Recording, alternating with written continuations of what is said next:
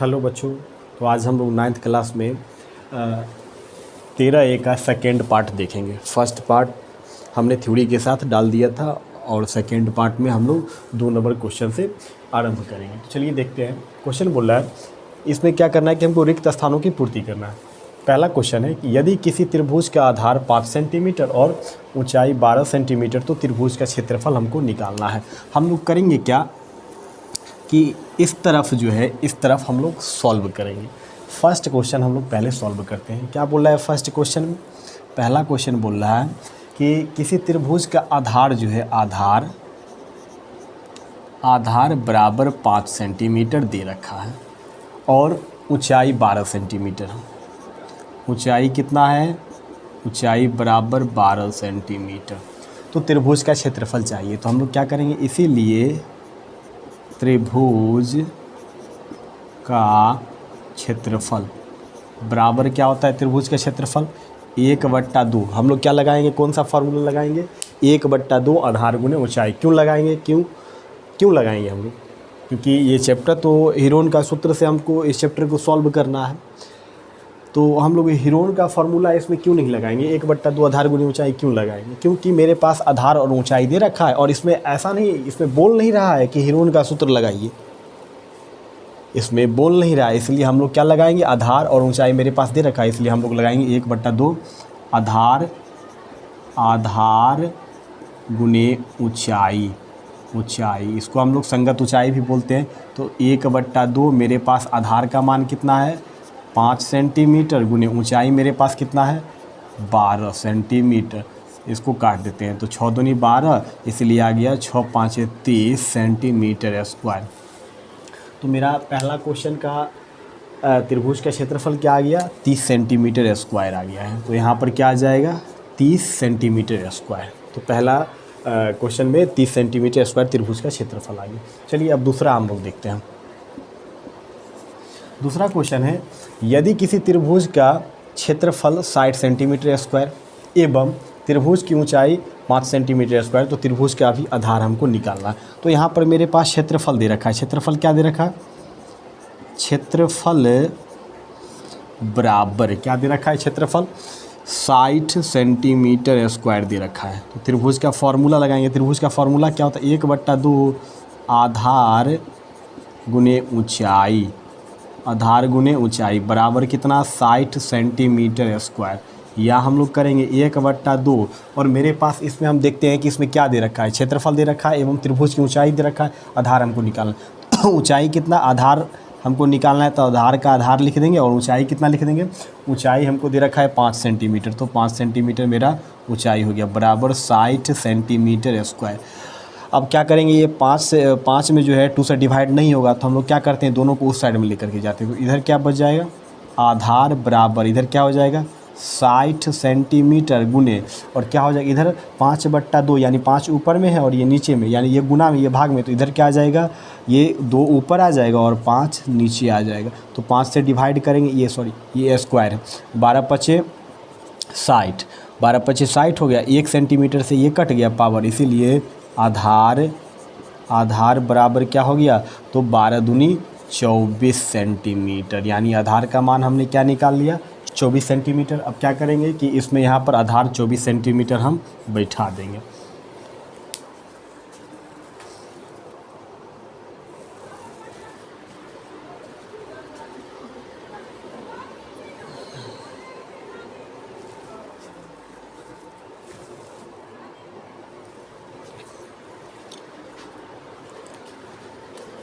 अब हम लोग 3 नंबर क्वेश्चन देखते हैं।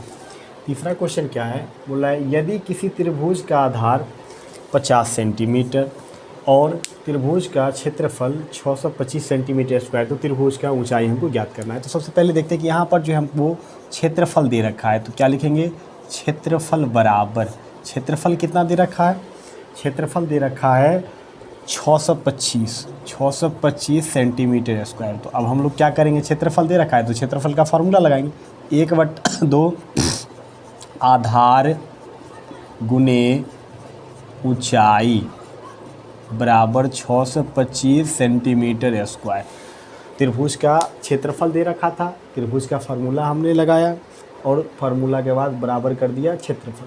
अब यहाँ पर जिसका जिसका मान दिया गया उसको बैठाएंगे, तो 1/2 गुने, अब देखते हैं किसका मान दिया गया। तो क्षेत्रफल और आधार दे रखा है, आधार कितना है 50 सेंटीमीटर, गुने क्या है ऊंचाई, ये ऊंचाई है, ऊंचाई बराबर 625 सेंटीमीटर स्क्वायर। या हम लोग करेंगे इसको काट देते हैं, 25 गुना 50 यानी 25 सेंटीमीटर गुने ऊंचाई बराबर 625 सेंटीमीटर स्क्वायर। अब करेंगे क्या कि ऊंचाई का मान निकालना है, तो ऊंचाई को इधर रखेंगे, तो ऊंचाई बराबर 625 सेंटीमीटर स्क्वायर बट्टा क्या हो जाएगा 25 सेंटीमीटर। 1 सेंटीमीटर से 1 सेंटीमीटर कट गया और 625 में 25 से डिवाइड करेंगे तो 25 बार में कट जाएगा, इसीलिए ऊंचाई का मान क्या आ गया 25 सेंटीमीटर। यानी कि इसमें ऊंचाई का मान क्या आ गया 25 सेंटीमीटर। तो यहाँ पर हम लोग क्या करेंगे, ऊंचाई में क्या भर देंगे 25 और सेंटीमीटर यहाँ ऑलरेडी पहले से है। तो तीसरा क्वेश्चन का आंसर ऊंचाई आ गया 25 सेंटीमीटर। अब हम लोग चौथा देखते हैं। चौथा नंबर क्वेश्चन क्या है, बोला यदि किसी समबाहु त्रिभुज की प्रत्येक भुजा 10 सेंटीमीटर तो उसकी ऊंचाई 1.5 सेंटीमीटर और त्रिभुज का क्षेत्रफल भी ज्ञात करना है। यानी कि यहाँ पर बोला जा रहा है कि किसी समबाहु त्रिभुज का प्रत्येक भुजा की लंबाई दे रखा है, तो इसकी ऊंचाई ज्ञात करना है।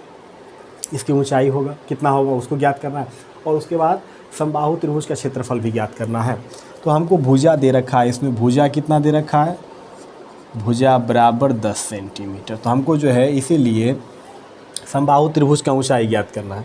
समबाहु त्रिभुज का ऊंचाई होता है समबाहु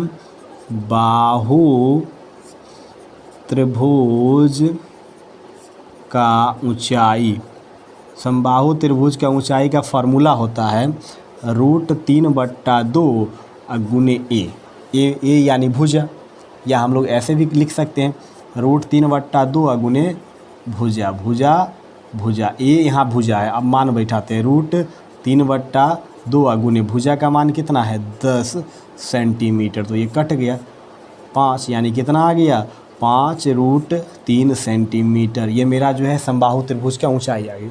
अब हमको निकालना है समबाहु त्रिभुज का क्षेत्रफल, इसीलिए क्षेत्रफल बराबर, तो समबाहु त्रिभुज का क्षेत्रफल क्या होता है √3/4 गुने ए स्क्वायर, या भुजा स्क्वायर भी लिख सकते हैं। चलिए भुजा स्क्वायर लिख देते हैं, भुजा स्क्वायर तो √3 कितना है 4 गुने क्या करेंगे भुजा स्क्वायर, तो भुजा यहाँ पर कितना हो गया 10 सेंटीमीटर का स्क्वायर करेंगे। इसको अगर सॉल्व करेंगे तो √3/4 गुने 10 को 10 से गुना करेंगे तो 100 सेंटीमीटर स्क्वायर, काटेंगे तो 25 चौका 100, इसको गुना करेंगे तो आ गया 25√3 सेंटीमीटर स्क्वायर, ये क्षेत्रफल आ गया। अब हम लोग करेंगे क्या कि इसमें भरेंगे, तो ऊंचाई का मान कितना है 5√3 सेंटीमीटर आ गया और क्षेत्रफल कितना आया 25√3 सेंटीमीटर स्क्वायर, मेरे पास क्षेत्रफल आ गया।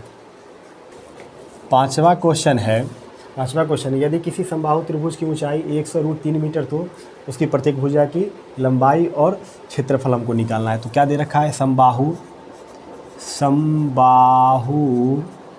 त्रिभुज की ऊंचाई हमको दे रखा है 100√3 मीटर दे रखा है। तो समबाहु त्रिभुज का फार्मूला, ऊंचाई का फार्मूला क्या होता है, ये होता है √3/2 गुने भुजा होता है, भुजा बराबर, अब क्या लिखेंगे 100√3 मीटर, या हम लोग करेंगे भुजा बराबर क्या करेंगे 100√3 मीटर गुने, अब इधर जो ऊपर है वो नीचे चला जाए, काहे कि भुजा के गुना में है, दोनों को इधर लाना है, तो इधर 2 नीचे है तो इधर ऊपर आ गया, इधर 3 ऊपर है तो इधर ये 3 नीचे आ गया, √3 से √3 कट गया, इसीलिए भुजा का मान क्या आ गया 100 दूनी 200 मीटर, यानी मेरा भुजा का मान 200 मीटर निकल गया। अब हमको क्षेत्रफल निकालना है, लिखेंगे इसीलिए क्षेत्रफल बराबर, तो क्षेत्रफल क्या होता है समबाहु त्रिभुज का क्षेत्रफल होता है √3/4 गुने भुजा